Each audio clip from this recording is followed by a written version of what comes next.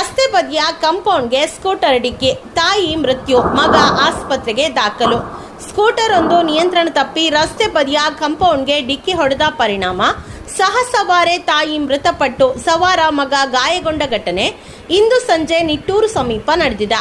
ಮೃತರನ್ನ ಉಡುಪಿ ಇಂಟಕ್ ಜಿಲ್ಲಾ ಕಾರ್ಯದರ್ಶಿ ಕಟ್ಪಾಡಿ ಮೂಲದ ಹೆಲೆನ್ ಸೋನ್ಸ್ ಎಂದು ಗುರುತಿಸಲಾಗಿದೆ.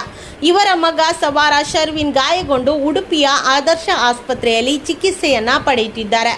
ತಾಯಿ ಹಾಗೂ ಮಗ ಹೋಗುತ್ತಿದ್ದ ಸ್ಕೂಟರ್ ನಿಯಂತ್ರಣ ತಪ್ಪಿ ರಸ್ತೆ ಬದಿಯ ನಿಟ್ಟೂರು ಬಬ್ಬುಸ್ವಾಮಿ ದೈವಸ್ಥಾನದ ಕಾಂಪೌಂಡ್ಗೆ ಡಿಕ್ಕಿ ಹೊಡೆಯಿತು ಎನ್ನಲಾಗಿದೆ.